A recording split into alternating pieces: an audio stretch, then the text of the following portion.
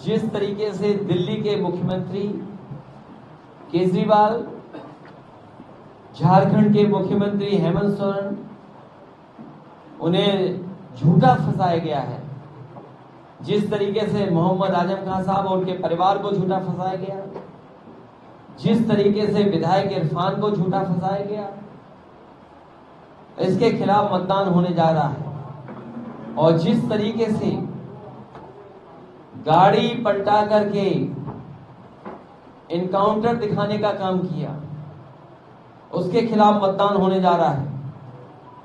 जिस तरीके से जेल में हत्याएं हो रही हैं, जिस तरीके से थानों में पीट पीट करके हत्याएं हो रही हैं, जिस तरीके से इलाज न मिलने पर अस्पतालों में जान जा रही है, उन सब का हिसाब किताब जनता लेगी। ये शहर, ये लोकसभा वो क्षेत्र है जहां एक नौजवान ने अपनी डिग्री जला दी और कहा कि उस डिग्री से क्या फायदा जो नौकरी हमें न दिला सके। अपने पिता को, माँ बाप को चिट्ठी लिख के गया, बहन की शादी के लिए कह करके गया और माफी मांगते चला गया। क्या ये सरकार ऐसे ही विश्व गुरु बनाना चाहती है भारत को? सोचो, विकसित भारत यात्रा चलाई प्रधानों से पैसा वसूल करके, अपने इन्होंने अकाउंट भरे ईडी सीबीआई इनकम टैक्स के डर का दिखाकर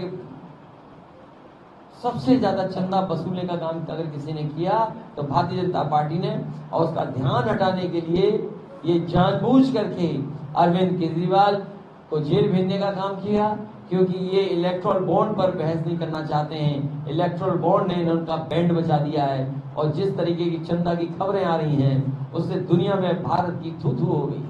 अरविंद केजरीवाल की से जुड़ी बड़ी खबर है, संजय सिंह को सुप्रीम कोर्ट से राहत मिल गई है। सुप्रीम कोर्ट ने उन्हें फौरन जमानत दे दी है और उनको जेल से रिहाई की जो प्रक्रिया वो भी शुरू हो जाएगी।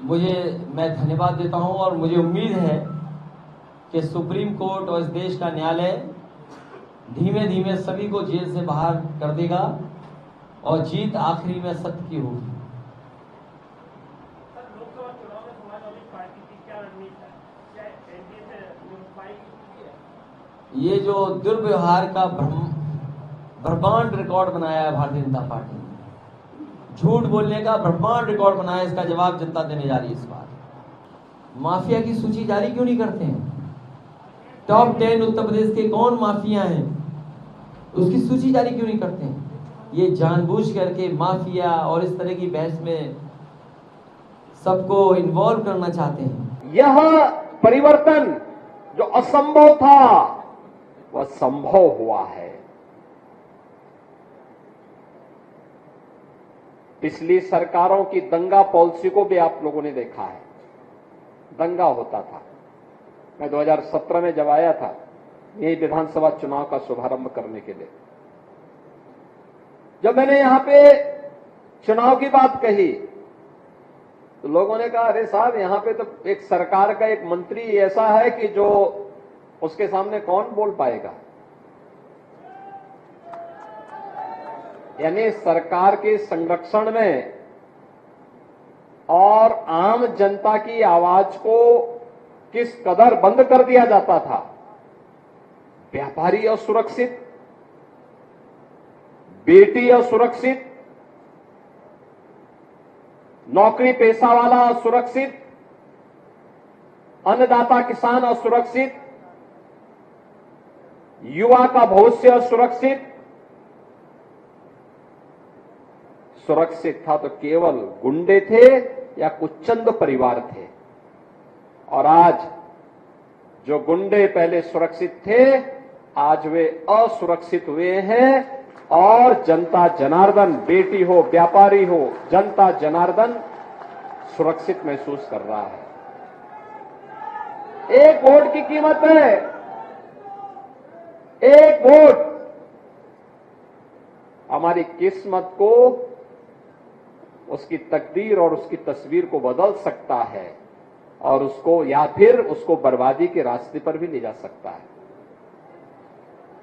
लोकतंत्र का उपयोग करेंगे तो भविष्य को सुनहरा उज्जवल भविष्य की ओर अग्रसर लेके चल सकता है, लेकिन उसका दुरुपयोग करोगे, गलत हाथों में जाएगा तो उसको बर्बाद करने में चूकेगा भी नहीं। और यही होता था। और मैं अभिनंदन करूंगा आप सबका, बुलंदशहर वासियों का खास तौर पर। उन्होंने सत्र के बाद से सभी सीटें भारतीय जनता पार्टी की झोली में भर करके दिया। कोई सोचता था बुलंदशहर में गंगा एक्सप्रेसवे जाएगी, वह साकार हो रहा है। आप बुलंदशहर में बैठेंगे 6 घंटे में। इस वर्ष के बाद, इस वर्ष के अंत तक ऐसा प्रयास हो रहा है कि प्रयागराज में अगले वर्ष कुंभ का आयोजन होगा, तो उस कुंभ के आयोजन में बुलंदशहर के लोग 6 से 8 घंटे में सीधे पहुंच जाएंगे। For more of such videos, do like, share and subscribe to ET Now Swadesh.